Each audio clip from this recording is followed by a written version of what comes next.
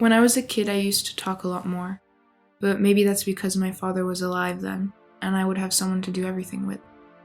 I could be entirely one and infinitely multiple, and I could fight with him, look straight at him, and feel the part of him in me tremble. That was real. We ran, kicked, and pushed each other until living up against his approaching end. On his way to the grave, he ran into life, and he ate it, bit at the tips, and gulped down the juice. He chose me as his Bonnie, his artful dodger, mon chat, his cat, and we broke every rule together, jaywalked these city avenues since I was 3, and jumped turnstiles until I was 15. We would go to museums, pay a nickel, and mock the fancy old ladies in their fur hoods, sometimes steal a book from the gift store. I guess he was too alive for his own good. Everything else was bound to catch up with him. I've got this habit of looking at passers-by, or strangers, for longer than appropriate.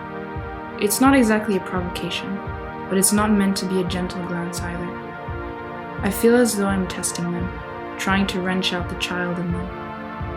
I try to speak to that kid with my insides. I hope for there to be a sense of parting when one of us leaves the train car or street side. I want the space created by these encounters to imprint themselves, comme une seconde peau, like a second skin under my own. I feel less in my own head.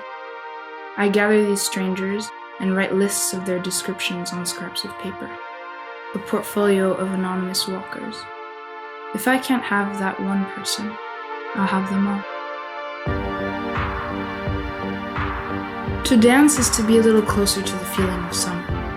I can transpose my body, its trembles and shakes, into the world of the past. Images of the Mediterranean, its slow bubble and burst, the cicadas on end, olive oil and bread, dirty bare feet carrying buckets of water, never really wearing clothes, sexual pleasures on darkened bodies, games, all the best kind.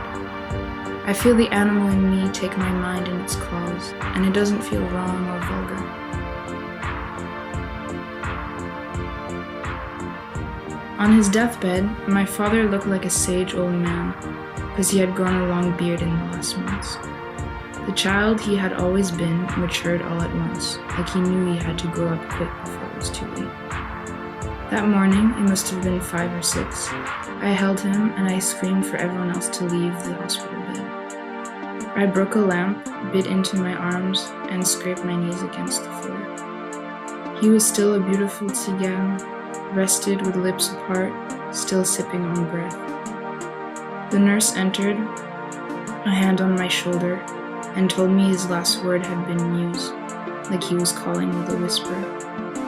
What have you got when you haven't got your hero? You hesitant superstar.